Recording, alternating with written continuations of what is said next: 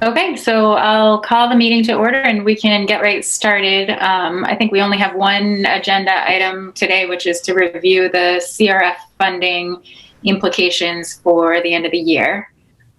So I'll go ahead and turn it over to Miranda and Javier. My thing just muted the second you said that. Did you say you were going to turn it over to me? Okay. I need to share my screen, please. Yes. There you go. Thank you.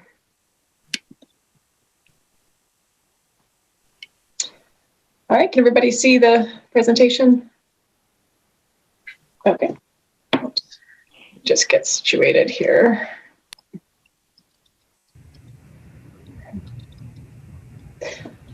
All right, so tonight's agenda, as our chair said, is really just the one agenda item. Basically reviewing not just kind of CRF, really, we're not going to talk so much about CRF, more just talking about what to do after CRF ends. So really looking specifically at the FY21 budget in the post-CRF context. This is kind of the first time we've really done this and looked at this, and tonight really we're just trying to kind of introduce the topic. We're going to be having continuing discussions for the next couple of weeks, and also we'll be bringing a proposal to the full board in a couple of weeks on the 8th for an ultimate vote on the 22nd of December. So tonight, first we're going to start off just a reminder of the context and a short overview of our kind of predicament and our situation this year. And then we'll look at projected costs to maintain the CRF programming that we've implemented this fall. We'll look at then some projected savings that can help to fund some of that programming, and then also look at some funding sources that we have available to also meet that gap. And finally, we can conclude with a discussion of our strategy for moving forward. So just a reminder really to everyone, I think all of you know the context, but just a quick overview. Ultimately, we claimed about $10.5 million in coronavirus relief funding. So that was out of 14 million we could have claimed. Ultimately, in the second round of funding, we claimed about 2.9 million out of 6.5 that we could have claimed. And ultimately, our grants totaled 10.5 million across the four that we had. So CRF1, CRF2, adult ed, and day programming. And all of these funds, as we have said many times, have an end date of December 30th of this year, unfortunately. So about 2/3 of the CRF funds went towards really one-time investments. So tech, facilities, supplies, things that we buy, we pay for, and we move on. The latter third of that budget funded or funds currently staffing and services that obviously we would like to continue beyond the end date of the grant. And so that's really the discussion for tonight. How do we do that? At this point in time, we have no expectation of an extension on the current funding and no new funding in the pipeline that we know about. And as a result, we need to look at our budget and evaluate what we can and cannot continue into December. After December. And finally, so what I'm about to show you tonight, I just want to be very clear, is not a proposal. My goal tonight really is just to share information with you where we're at, how things are coming together. And this is not intended to be a proposal. This is really preliminary information sharing for a discussion that will help inform what the proposal ultimately is. So I'll start with the projected continuation costs. So what you see listed below is basically all of that third that I just described to you, that CRF funding that went towards positions and services, mainly that is day programming. So it's positions, temp, both permanent and temp, day programming, and then also a couple of other things that we'll talk about. So starting at the top, there's a long list here. The biggest item, of course, is remote academy backfills. So what I mean by that, by and large, is staff that we already employed. By and large, this is what happened: is staff that we already had moved to remote academy. They left the schools that they were at, moved to remote academy, and then we had to backfill their positions at their schools. So that's the bulk of the costs here. It was 38 FTEs, 3 teachers and 5 ed techs, and the cost to continue those positions January through June is approximately $1.5 million. Then we have some additional kind of remote academy sort of other types of additions that were required because it's a very, very large school and required other types of supports than just classroom teaching staff. So we have some IT support, admin support, a math coach, and some other student supports, specifically the half ed tech, providing reading intervention, and also a temporary art teacher at this point, all of which Jesse, who's leading Remote Academy at this point in time, has indicated are really essential to continue Remote Academy moving forward. So about $120,000 for that. Art, music, and PE additions. So we refer to those as, specials. I'm calling them art, music, and PE this time because I just think it's confusing to call it specials. Everybody reads it as special ed because we're just so used to reading it as special ed. So really this is the specials we've been talking about, mostly art, music, and PE, and that is related to scheduling issues by and large, and that's another 8.5 FTEs. ELL additional staff. So there are ELL staff among the Remote Academy backfills, and I should say the same is true for special ed. There are special ed staff among the Remote Academy backfills, but these are specifically additions to support English language learners. 4.5 FTEs, special ed additions, 3.4 FTEs. And then we have our building subs, about 30, I think I saw 32 in the last payroll, but not every single one gets paid each payroll. There's approximately 35 of those, give or take, and building aides, about 30. All told, all of this staffing comes out to just under $3 million. Any questions on any of that? Okay, so, and then moving into the other big chunk of programming is really our childcare programming. So that currently falls under our day programming grant. And we have sort of these 3 categories. We have all of the various partners who are providing full day care on our remote days. And that would come to approximately $850,000 to continue January through June. And then we have Boys and Girls Club, which is providing a mix of services, which is why I've separated that here. And they would come, this is an estimate because we haven't actually had discussions with them, but based on the pricing for the fall and the length of time the programming would be happening from January to June, there's approximately $440,000, and the same for REC. And REC is providing before and after care for shortened school days. And that comes to about $1.7 million to continue January through June. So very substantial. And then finally, we just get one other kind of continuation cost we haven't really talked about, but is nonetheless a cost, is if we were to continue doing lunch the way we do it now for food services to continue providing a substantial stack. The way they've been doing it would be another $110,000 or so. So all told, these continuation costs come to a sizable $4.8 million to continue January through June. Any question on that before I move on? Okay. So there's a couple other costs. I didn't want to lump them in with continuation costs, but because they're not really related to any services that we implemented on CRF or anything that it's different kind of additional costs that have come up in the context that we're living in. So minimum wage, the question of whether or not we will implement this minimum wage that passed at referendum. If we were to, our estimate is that it would cost us about $85,000. Note that some of that cost is for building aids, actually, because building aids by and large are paid minimum wage currently. So about, I think it was $25,000 or so is actually representative of what we estimate we pay to building aids, just for context there.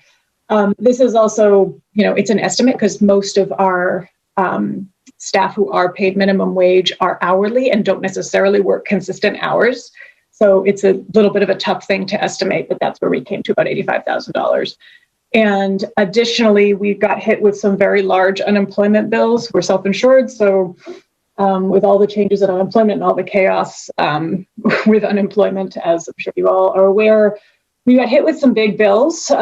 We got hit with, it was about, I want to say 140 in bills April through September. So Fortunately, our auditors allowed me to hit the April, May, and June bills to last year. So even with doing that, the extra that we saw just, July, August, and September, in addition to expected unemployment costs moving forward, where I'm expecting us to exceed our budget by about $120,000. I'm hopeful that we will be able to challenge some of these claims with the state, but I can't know that right now. So we have to plan for this as an extra cost. And so taking this extra $200,000 on top of what you saw in the last slide, we're looking at about $5 million in unbudgeted costs moving forward. So that's the bad news. The good news is on the other slides. So moving into some areas where we are seeing some savings. So, and off in the corner here, I'm just trying to track the bottom line for you a little bit so we don't get too lost. But at the very end, I'll also show all of this on the same slide so you don't have to worry too much about the math. So permanent salaries and benefits. So, we often add positions. I think, as you recall, we added, I can't remember the number and I meant to look it up before jumping on this Zoom, but I think it was 17 or so positions last year on the general fund. We often add positions. This year, all of our added positions were related to, there were a ton of them, but they were related to the pandemic and they were therefore charged to the coronavirus relief funds, right? So in a way, we haven't added anything to our general fund yet at all, so while all the positions I discussed, a couple of slides back, that's a lot of positions. It's not the whole year. And so far we haven't added any, right? So we are seeing some savings, just standard turnover savings. And as I've mentioned previously, we have, we did that little swap on Title I, utilizing last year's funds. That saved us about $300,000 in this year's budget as well. So permanent salaries and benefits, I would feel comfortable reallocating $600,000 at this time. And I think that's pretty careful and conservative. I am not being aggressive with that at this time. It is far too early to be aggressive with reallocating that kind of turnover savings. We barely have 2 months under our belt, but I would still at this point feel comfortable with about $600,000. I'm hopeful it could be more as we move into the year. Temporary salaries and benefits. So this is comprised about 150 in temp salaries and about 450 or so in subs. I should note that, if we were to cut the building subs, this cost would go up. I'm looking at this cost for subs as it is today. And I think that we've seen, although the building subs were absolutely new unbudgeted positions that, we are charging to the CRF because they are completely different than anything that we've ever had. We did have the fortunate sort of secondary effect of, it's worked out well and we haven't had to pay so many day-to-day subs. And we've been seeing some lower charges there than expected. We haven't had, the mass absences that we expected. So we're in good shape right now with subs. And basically I'm projecting that if we keep the building subs, we'll spend our full sub budget. So, the savings that I'm seeing right now in our local budget can cover the building subs. And so, pretty much one for one. I'm seeing about 450, and building subs continuation costs that I showed on the previous slide was about 475, I think. So, it bodes well for, our model for building subs. And that's what the bulk of that is. And I think that, certainly we can't look at those two things separately. If we were to not continue the building subs, we would have to show less savings in temporary salaries. So I just want to make sure that's clear. Student resource officers, $150,000. We haven't reallocated that to anything else yet. Student transportation, this is a pretty early estimate. I'm not super confident in it. Just because I don't have any data. We haven't actually gotten a bill from Metro yet. There was no charge in September. And I know our ridership is going to be well lower. I just don't know exactly what it is yet because we haven't received a bill. We should get one anytime. So this is also inclusive of some savings in crossing guards. We don't have crossing guards on Wednesdays, so there's some savings there. And also Casco Bay lines. Again, I don't have anything from them either. So this is a preliminary estimate. I think it's likely to come to fruition we'll be tightening that in the next couple of weeks. Field trips, this is our, the majority of our field trip transportation budget. No field trips are happening at this time. And, for the foreseeable future, unfortunately, this does leave a little bit, to the extent we are able to do field trips in the spring, we'd love to have, the ability to do so. But this is the majority of that budget. Athletics, this is still an evolving estimate as well. But, again, athletics, transportation, and there's, with some of the changes and delays in athletics, talking with the athletics directors, and also Erin is talking with the middle schools. We think we can probably estimate a savings of about $100,000 for the year. This is yet another evolving estimate that we'll be tightening in the next couple of weeks. But I think this is pretty close to what we could be looking at. Staff travel and parking, there's just less of that going on. Obviously, people aren't going to conferences, and we have, just fewer, especially at the high school. The high school parking is fairly expensive, and we just have fewer teachers parking. So looking at about $75,000 potentially in savings there. And then we have the board contingency, which, it's not up to me to say is what, we would reallocate to this, but is available as well, unless you have anything else in mind to use that for, which I am unaware. So that comes to about 1.9 million. So up at the top corner, that leaves us with a gap of about 3.1 million. So looking at, I'm sorry, did anybody have any questions on this slide before moving on? Okay. So moving on to funding sources, and me presenting this slide with these full amounts, this is not a recommendation to utilize this full amount. This is making you aware of the existence of these funding sources. CARES contingency, $650,000, and then the Medicaid reimbursement fund balance that we've spoken about in the past, or the last meeting, especially another $650,000. It's a little bit more than that, but recognizing that we'd have to pay higher retirement because it's treated as a grant fund, I'm kind of, depending on what we spend, we could be facing higher costs for retirement. So I just shaved a little bit off the balance to make sure we could account for that. So we have about 1.3 million in funding available that, I think we all know that the ideal scenario is that we do not spend all of this year. If we were to spend the entire CARES contingency, then we would have, $1.3 million in custodial charges to move back onto the budget in FY22, which would be very challenging.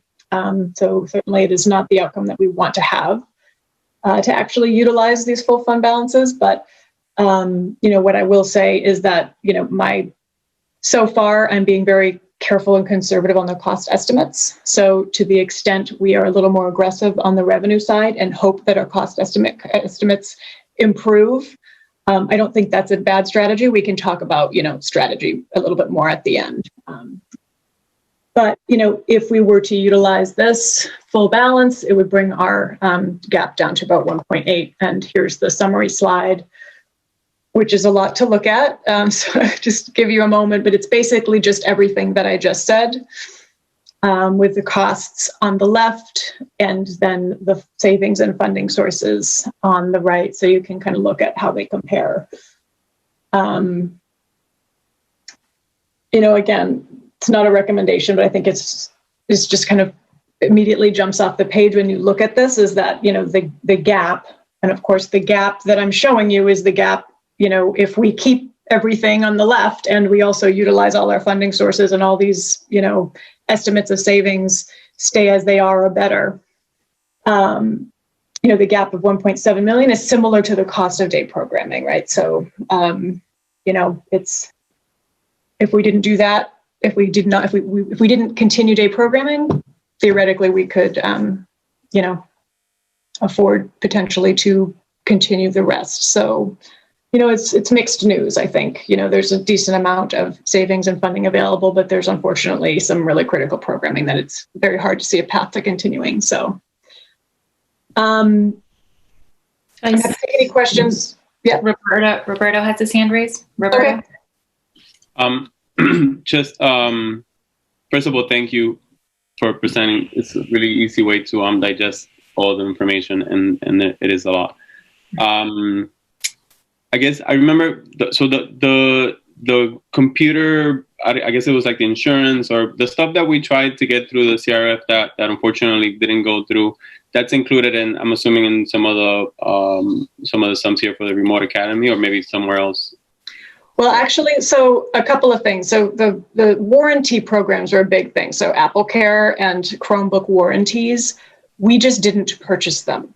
So that was just unfortunate that we couldn't purchase them. But all but one, we had purchased a portion for a staff purchase that we couldn't go back on, and that's on local funds, and that's already been incurred. It was about $120,000, and we actually had to spend about that much on the general fund anyway, per a discussion with the state, to just prove that we were not supplanting in our IT budget. So I don't need to bore you with those details, but in any case, for the most part, the warranties, we simply did not incur the cost. Those would have been extremely substantial costs, which means we, don't have that, securing our devices, which is not ideal, but, we also have a lot of devices now that we never would have had, right? So that is not reflected anywhere. With the software, which was another concern, the state actually revised their guidance, and they allowed full year software subscriptions to go on the grant after all. So that is also not reflected. That has been charged to the CRF. Grant was budgeted in CRF to increase those budgets once that guidance came through. Excellent. And I'm sorry, and was there anything else substantial that we did try to get through CRF that did not go through that is reflected here? Just the unemployment. I did try that one. That was an unallowable cost on CRF, and I should have mentioned that.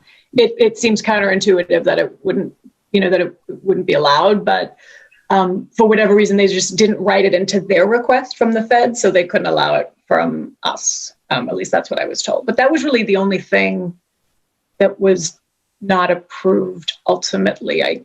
Unless I'm forgetting something, Javier, feel free to jump in. But I mean, obviously, the nothing that's reflected here. There were things that were not approved, like payments to families, but that is obviously not reflected here.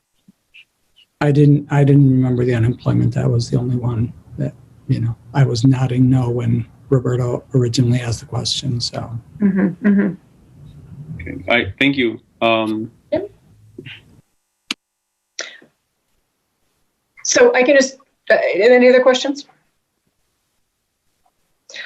I thought what we could do, and tell me if this is valuable. We do not have to do it. I have a spreadsheet that shows this same set of costs, and if any of you have questions or want to run any scenarios, like what would happen if we only spent half of the CARES contingency and we didn't keep ELL editions, just randomly. If you have any scenarios you want to run, I can pull up my spreadsheet on the shared on my shared screen, and we could, see how different scenarios shake out if you want to do that, but we don't have to do that.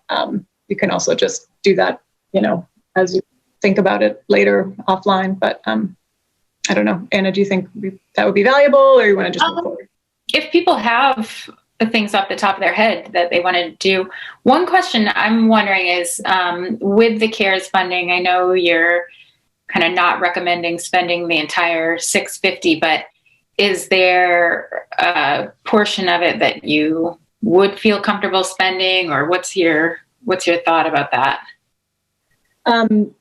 Yeah, so I guess at the end of the day, I'd rather not spend any of it, of course. Javier and I have been going back and forth on kind of the strategy and the framing of this. I'll tell you how I've been approaching it, and that is not necessarily how we need to continue to approach it. But, when I am thinking about cost savings and reallocating savings to these costs, these continuation costs, I am being very careful and conservative, and I'm trying only to reallocate and state that we have funding available when I'm very confident that it's available. And I am also I cannot project us. I can't shoot for a target of 0 on our budget at the end of the year. I cannot do that because we cannot go over budget. We're not legally allowed to go over budget. So ideally, I would like to see us with 800,000 on the bottom line at the end of the year. That would be the ideal target. That's what I'm shooting for. And then, we have 80% of the school year left to go, right? So I'm building in various buffers for various things. And I'm also retaining budget in areas where I'm hopeful there will be savings, but I don't know for sure. For example, workers' comp, we get that information a little bit later in the year. Out of district tuition, our projections are looking good right now, but we could have 3 or 4 more placements. We don't know yet. Come January, we will know, but we need to make these decisions now, right? So the way I've been thinking of it personally is I'm going to be conservative on costs, and knowing that I'm being conservative on costs and, that I need to have a buffer in there, I'm hopeful that the situation on the cost side will improve over the course of the year. And as we go, we can, utilize our additional savings to offset the use of that revenue. So I basically have been thinking, let's be really conservative on the cost side. Maybe we can be aggressive on the revenue side, because that's money in the bank.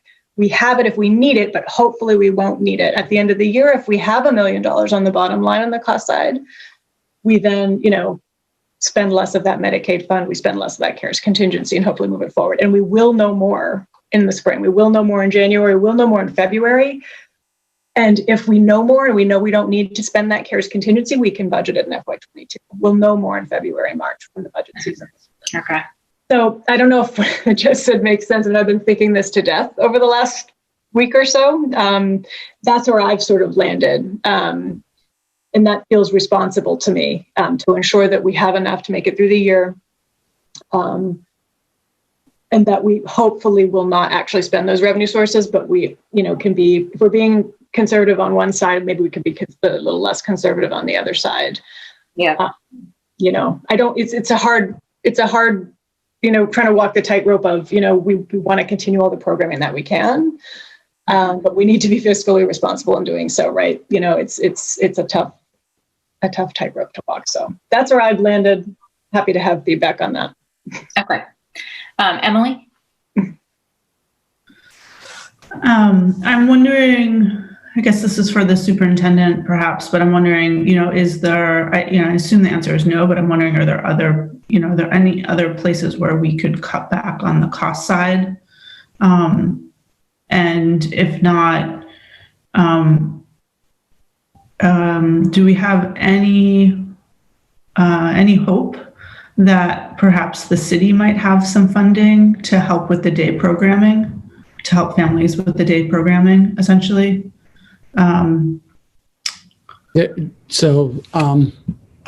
think that we actually, somewhere in here, in the closing thoughts slide, it says that, the presentation does not cover potential reductions to other areas of the local budget. So I guess to your first question, we have not looked at, so what would it be if we, didn't, if we didn't clean schools, or we didn't transport kids, or if we, just, whatever those other areas.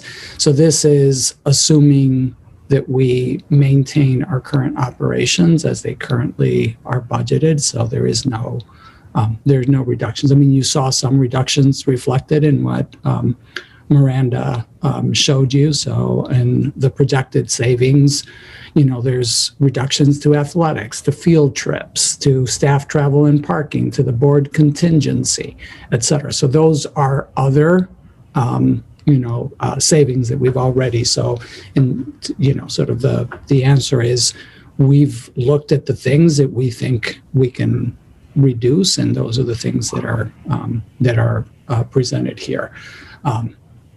So on the issue of REC, we have had a preliminary conversation with REC about their potential to retain their programming. And, we haven't done the in-depth analysis, but given that we've been able to support their programs in a very robust way over the fall, there may be some budget flexibility on their end that would allow them to be able to continue. I just want to be clear that that's a fraction of the total programming that we offer. So that is their before and after care programming. It does not cover, any of the remote day services and, the full day programming, the Wednesday programming and things along those lines. So, So there is a little bit of that 440 that they might be able to sustain within their funding, within their budget. And have we had any conversations with perhaps the city council about other revenue sources that they might be able to tap to help with the day programming? We have not. I mean,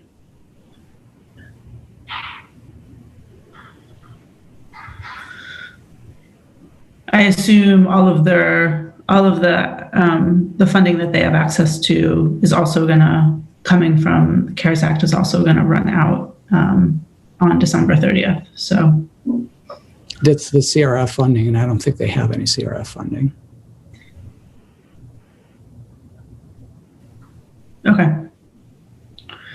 Okay, thank you. So are we kind of? Yeah, I can just finish with this last slide, but and we can, if anybody wants to come back and play with any scenarios, we can do that as part of the discussion. But Miranda really wants to play scenario. I've been doing it enough. I don't need to.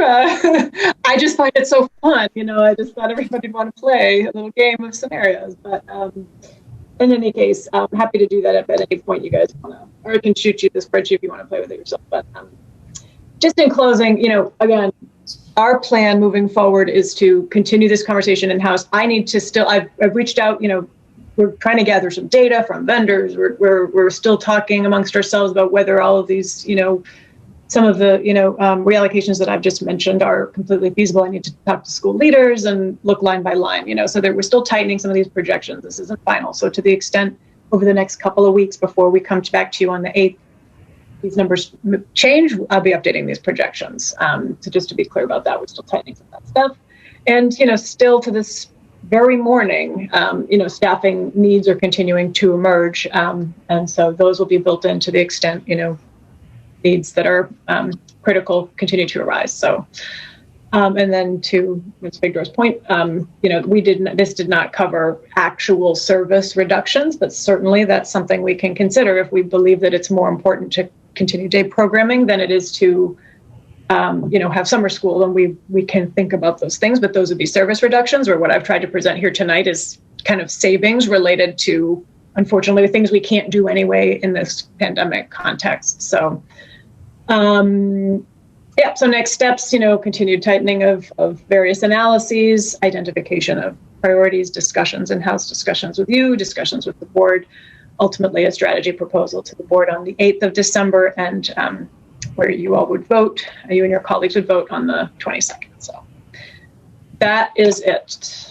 Can I just say a little bit about that latter point? So I think just to be clear that what we would bring to you on December 8th is my recommendations for how to proceed for the remainder of the year. So this is where we would, we would bring you the result of our playing around with those simulations that Miranda just mentioned. So we've been doing that. We've done it with my cabinet. We will do it again with my cabinet next week. And then that's what we will bring as a recommendation to the board on the 8th.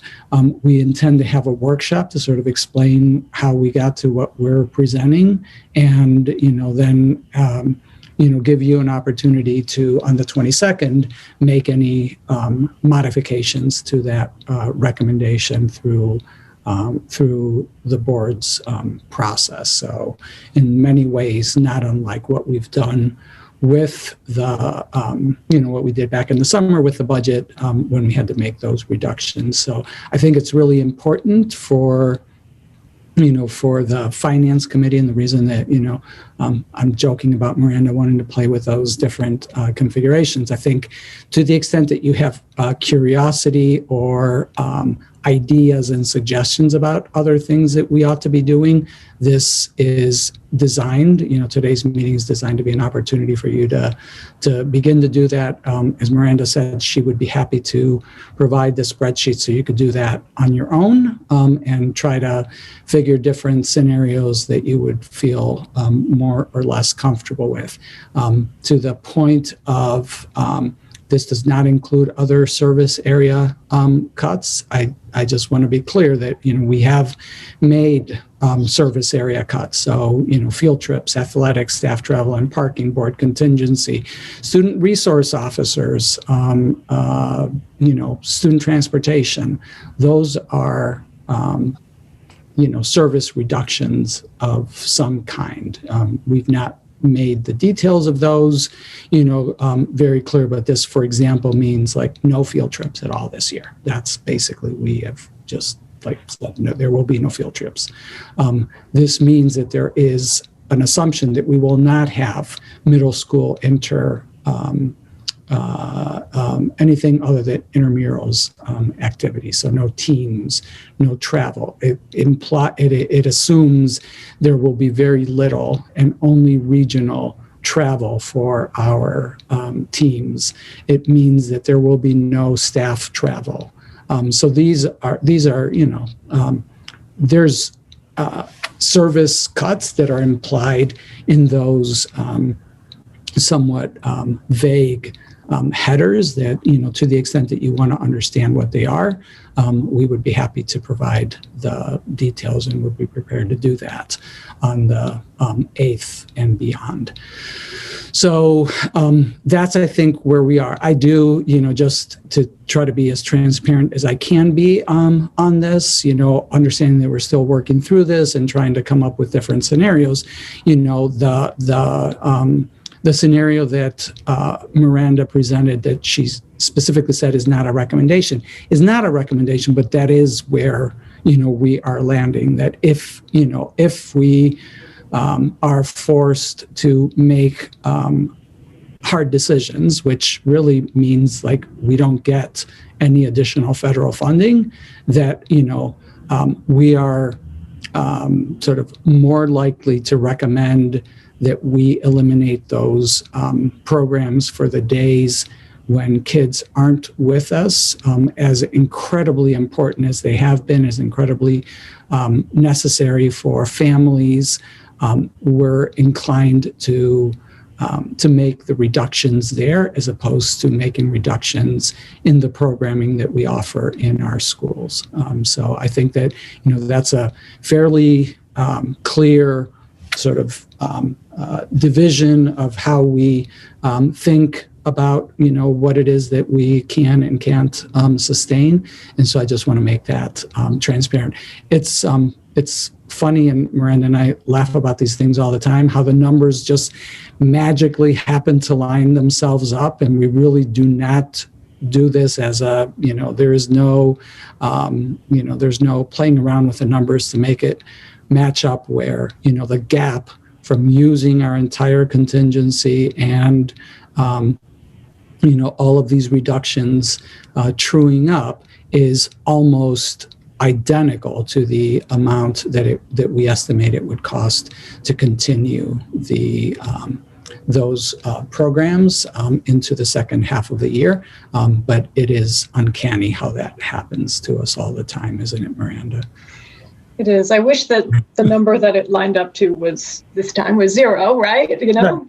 5 million, just, But that never happens. No. But there's always someone where it's just like, man, this is just like exactly that amount. So, yeah.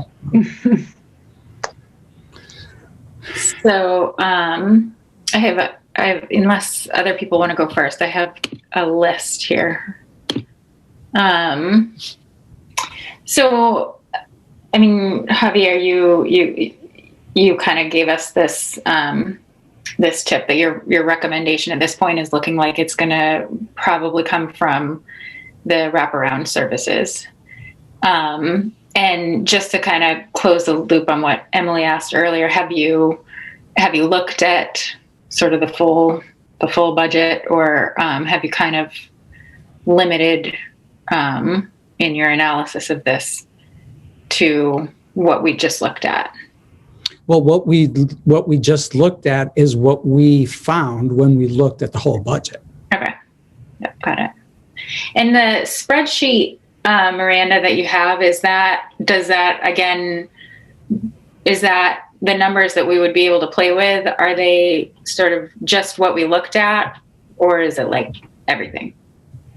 The spreadsheet I was referring to is just what we looked at, and you can pull things out and put things back in and change numbers to the extent you wanted to. Like if you wanted to not spend, the whole CARES contingency, if you want to spend a quarter of the Medicaid, if you want to take out full day partners, but not, and just see where numbers land. But certainly I'm happy to provide you any budget information, any budget detail that you want. I pulled myself, the entire 14,000 lines of individual entries the other day. Took Munis about 10 minutes to spit it out. Oh. But, I have that. We can, that's the most granular that we have. And, that's yours if you want it. You can play with it and filter it however you want. So I'm happy to send anything that would be helpful. More eyes, the better, right? I think it just, would be helpful for board members to maybe get a sense of like how granular we want to get in this because, obviously we don't have a lot of time to make these decisions. And, when we have to make tough decisions during the regular budget cycle, it's hard and it takes us time that we really don't have. So I just think it would be good, I think, maybe to just make board members aware, maybe not even just the committee, but the full board, that like, if you want to look at stuff, ask for it now, so that we can kind of get that out there. Yeah, I mean, we can send out the presentation from today, and I think we should send the spreadsheet and ask people if they want to sort of manipulate that in any way, and then also suggest that if they would like to look at things that are not that are not included here. That, to let us know what those things might be. I do think, Miranda, just as a, sort of an observation as we've listened to these questions, I think that for us to explain more, sort of with more granularity, what went into deciding that we could make cuts in transportation, field trips, and all of those things is probably helpful, because I think, what I've gotten from these questions is that, you're thinking like, well, is there other stuff that you could have cut that you didn't cut? And, I think that the answer to that is, from our perspective, there isn't. These are the things that we, went and thought like, okay, these are things that, given how we're running our schools this year, these are places where we could make those reductions. The budget that we wound up with, it was approved by the board and by the voters, is the budget that we needed to be able to run our school system this year. So these are the areas where we're just not going to be doing the same things that we were doing, and those are the places where we think we can make those reductions. Yeah, and I have full faith that that's how you've made those decisions, and I trust in that. I know that this is how board members' minds work when faced with challenging decisions. So to the extent that we can get that out there ahead of time, I think it's good. I'll just also say, like, I don't want to be experienced in managing the budget in a pandemic, but we have some experience with where we saw savings in the spring, and it's different now because it's not exact, we're not fully remote. It's different, but that was a lot of what has informed this analysis. Is I know where we had savings, and I last April I was like, I don't know where we're going to see, it wasn't as obvious. It's a little bit, we have some experience in it now. So, that was sort of, why I looked specifically at certain places. And then also just a reminder, the end of, and, Javier alluded to this already, but, the end of the budget process, we did a line by line reduction of almost $400,000. So, we already, unfortunately, we did a lot of that trimming.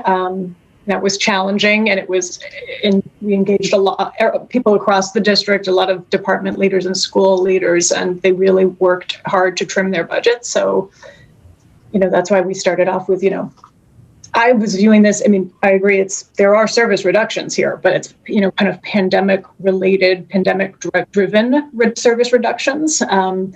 We did not go much further in terms of more than that in terms of service reductions, but we'd already done that, not that long ago, really, with that process at the end of the budget process. Yeah. Okay, so my other questions, we didn't talk about in this presentation fund balance, and that's something that we have talked about in the past. That's still an option for helping to cover a gap, or? Not this year. So fund balance is irrelevant to our actual voter-approved budget. Okay. So if at the end of the day, food services revenue comes in short, if at the end of the day, Medicaid or some other revenue source comes in short, it will affect our fund balance. It doesn't mean that I have to reduce the budget. And on the flip side, that fund balance cannot be appropriated. We didn't appropriate it in the budget process. So it cannot be appropriated this budget year without going back out to, referendum or something like along those lines. So it's a different side of, it has a different purpose. It'll come in handy when we're budgeting in FY22. Perhaps we can increase the use of fund balance depending on how this year shapes up and, how we want to move forward strategy-wise, but it is not something that we can utilize to increase our budget this year. Okay. Except for the Medicaid fund, which is different because it functions as a grant, so that one's a little bit separate. And that's why I put that one forth in the funding sources and not the rest. I was thinking maybe we should try to have a meeting in the next couple of weeks here with the council, maybe a joint finance committee meeting or something like this, just to update them on what we're going through right now. Just so they know. I mean, this, I think, is going to have impacts on our budget discussions for next year. And I don't know. I mean, I think it's good for them to be aware of what we're struggling with right now.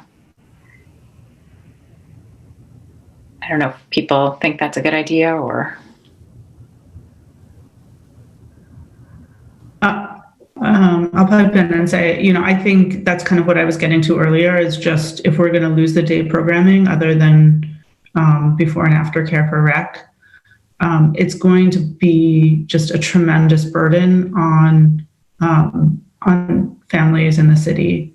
And so I understand why we might be in that situation, but strategizing with other, with the city council and others about, perhaps other options short of just, leaving families without childcare when, while they have to work, I think is a conversation worth having. Yeah, I think it would be a good idea. You think that's something we could arrange, a joint finance committee meeting? Yeah. I think it would require, you contacting the,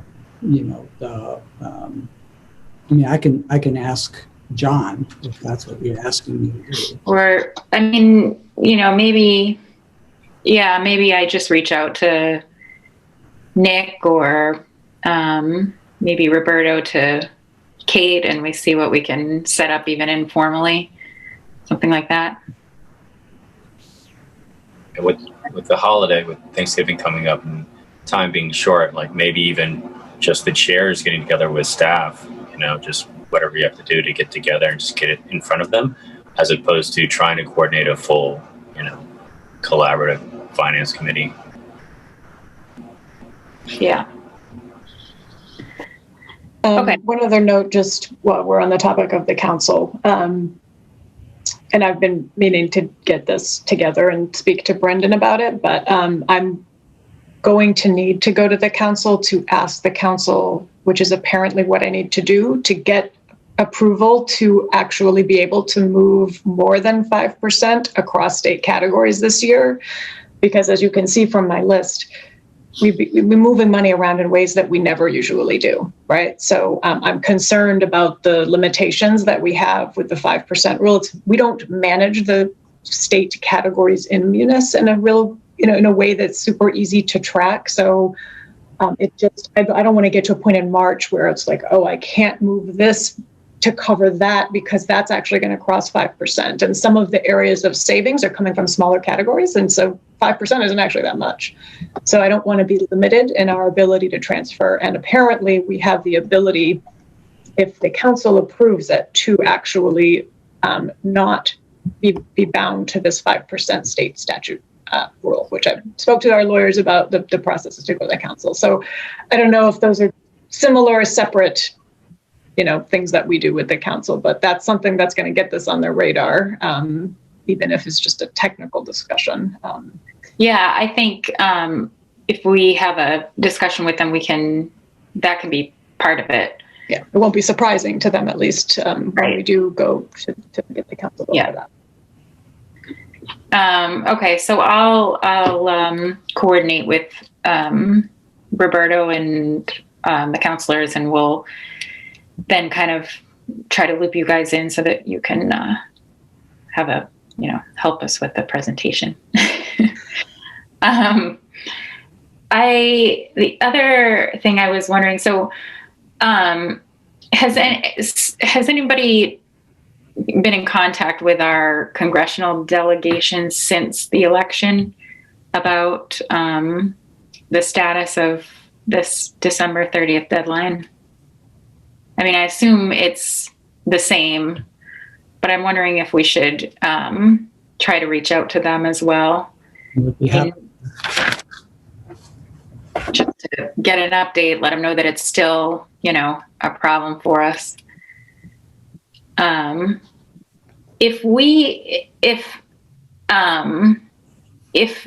they were to change the deadline retroactively, is that something they could do? Like in, late January? And if that happened, how would that affect our plan? What would that look like? Would we, we'd make our reductions at the end of the year and then we'd reestablish them at the end of January? So we basically go without services for a month, or is that what that would look like? I've not thought that through. Okay. Mariah, do you have any thoughts? Yeah, I mean, I don't know how else that plays out. I don't know how else. I wish they would just do it now, but yeah, I mean, if you have thoughts on it, but I don't see how else. I mean, we don't even literally, we don't have that money, right? Right. It's not like they approved it and now we're going to send it back. It's like they did not approve it. So we don't have the additional $4 million. That's not approved. So it wouldn't even, that's why I'm like, I don't really know what we would be, like if they changed it, they would change it at the state level. The state now has the money back. Presumably they're going to find other ways to spend it, right? They are going to take the money that Portland didn't spend and the money that all the other districts didn't spend, and they're going to give it to small businesses or unemployment. I don't know who they're going to give it to, but it's not just going to, I mean, I'm assuming it's not just going to be sent back to the feds. So,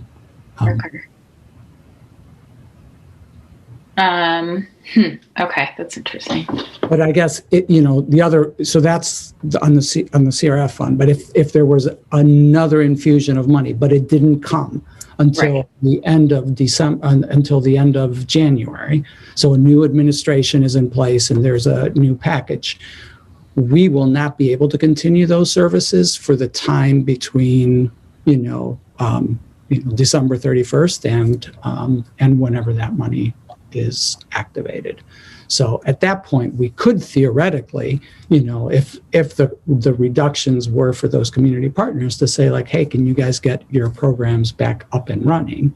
And maybe they could, maybe they couldn't, because this will obviously have implications for their staffing, it will also mean that families will make other arrangements and things along those lines. So, obviously this just it gets complex very quickly. Okay. I think those are all the questions I had. Anyone else at the moment? Roberto? Yeah, I'm not even sure if this is the right time to ask this question, but in lieu of all of what we wouldn't be able to afford, just wondering how you would let us know how that affects programming, for our students and just everything else. But is it? Yeah. Again, I'm not sure if now's the right time to get into that. I'm not sure I understand what the question is. Let me rethink it. Let me just ground it a little bit better, and I'll figure a better way to ask it, maybe even at a later time. Right, sorry. Emily, did you have something? I thought your hand went up earlier. Thank you. I covered it when we were talking about connecting with the city council, with the city council's finance committee. Okay. I'm just very concerned about the impact of. I understand.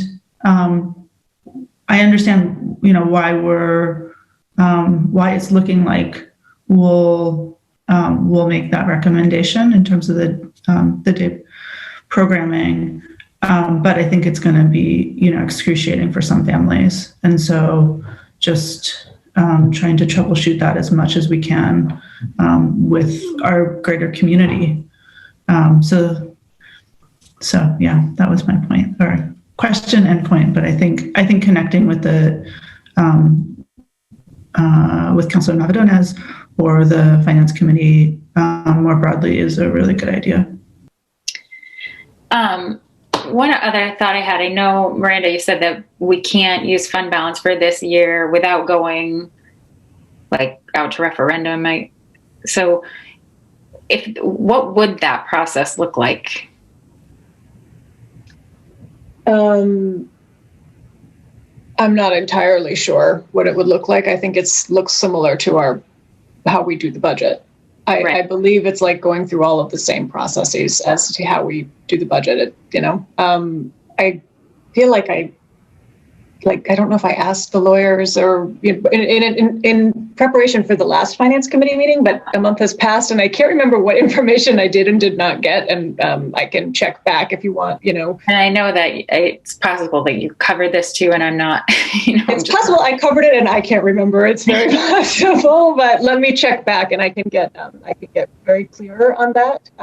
But even even if let's say we thought, we're in this really desperate crisis right now, this is the moment that we, want to use fund balance. Is that the staff perspective, or is the staff this is not the moment to use that money? It's better left where it is.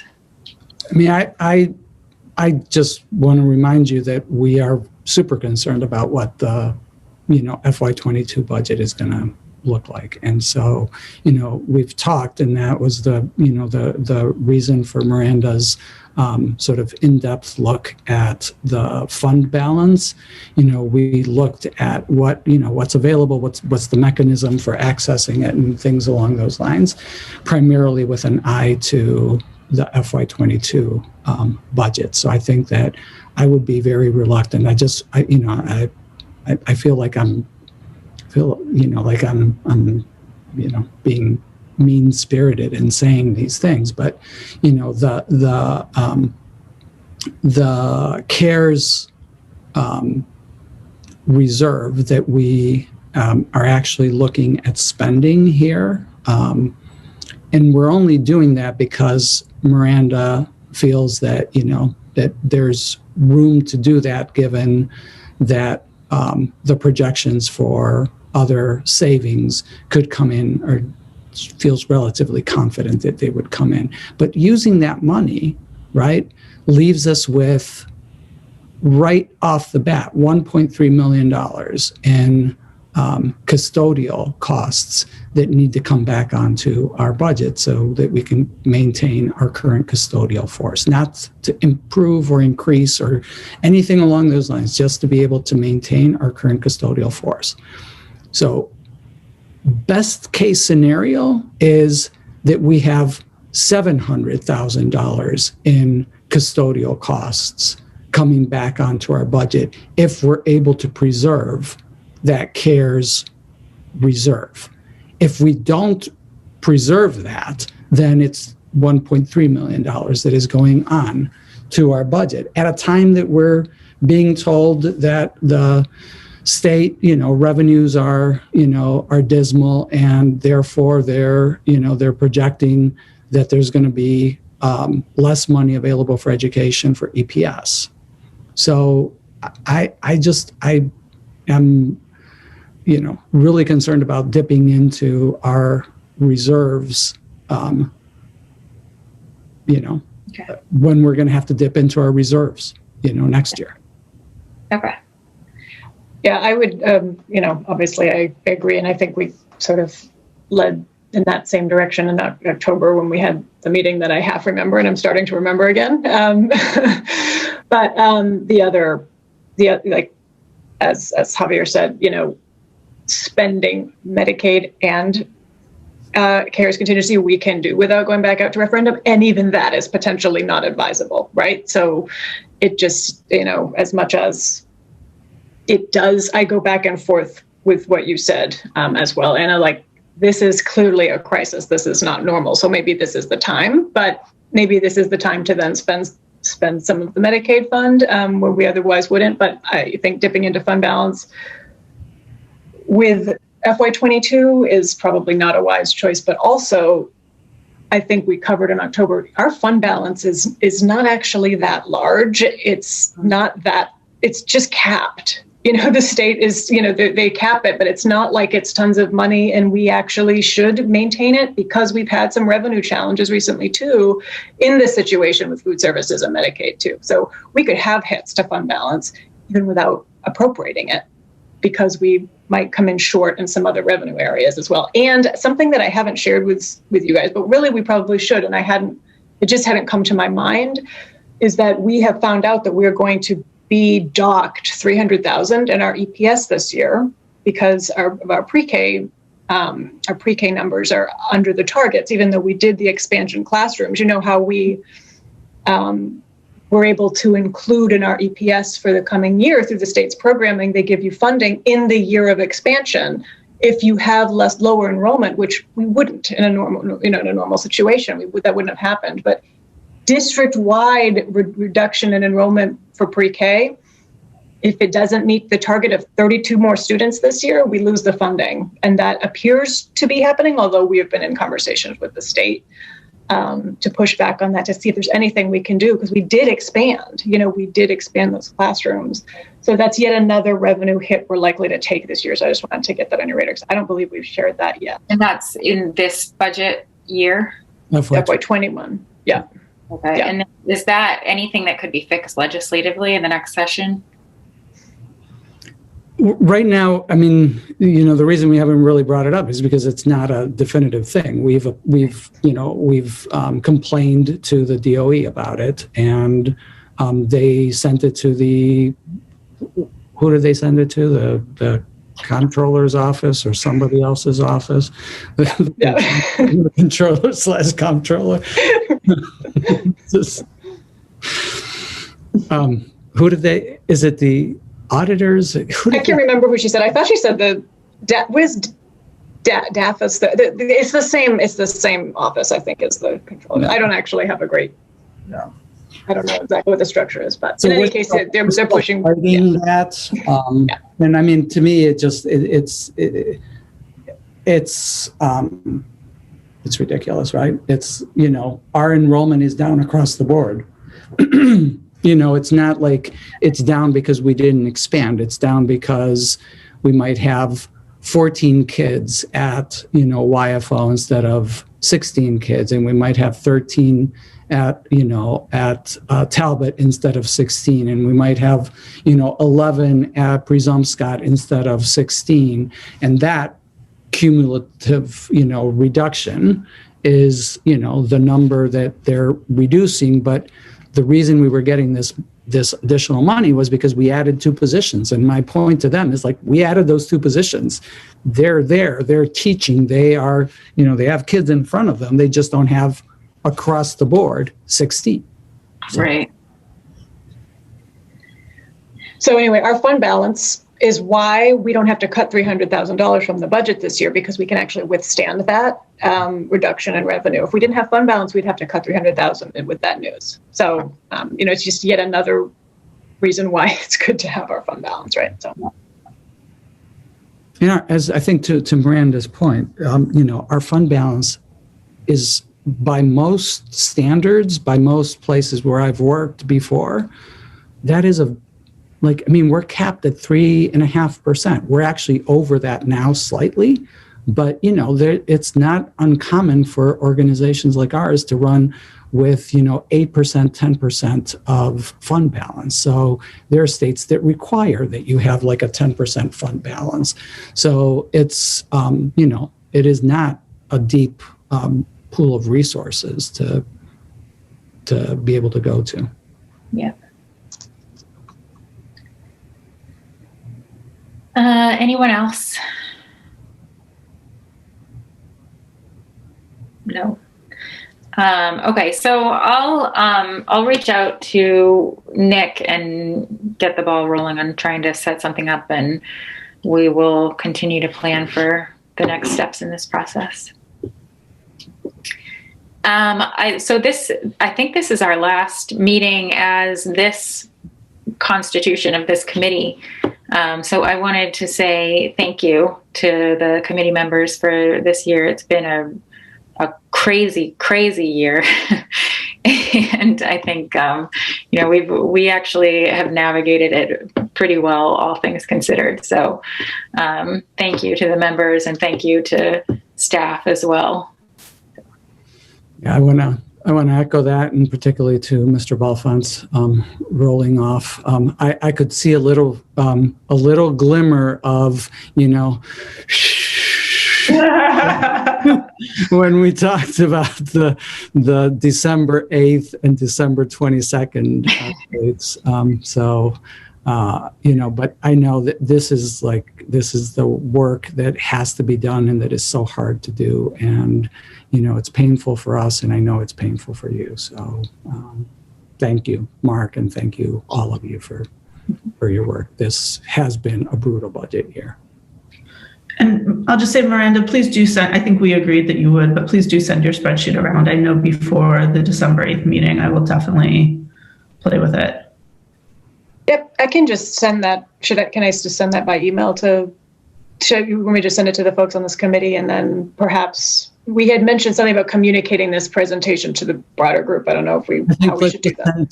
To the full board, send the presentation and the spreadsheet, and then you and I can talk a little bit about what the broader message is about, just reminding people of the timeline, and then also just saying that, ahead of that, if there are other reductions that you want to see. I just want to message the fact that, there are reductions to programming in what we are sending to you, which is not evident if you just look at the PowerPoint. Also, just context that Miranda talked us through again about how we really scrubbed the budget for reductions. Earlier this year, I can't remember when that was, whenever it was. July and August. It was. Yeah, it was earlier this year. It feels like ages ago. But I think started, helping to set that out as a framework is we've already done this work, and that to help us not have to revisit that every time we look at this again. We can talk through that communication tomorrow. Yeah, so we'll get something sent out, in the next couple of days. All right, great. Sounds good. Well, I think that covers it then. I guess I should do a motion to adjourn. By Mark, seconded by Emily. All those in favor? And Thank you so much. So, thank you, everyone. Thanks, guys. Good night. Good night.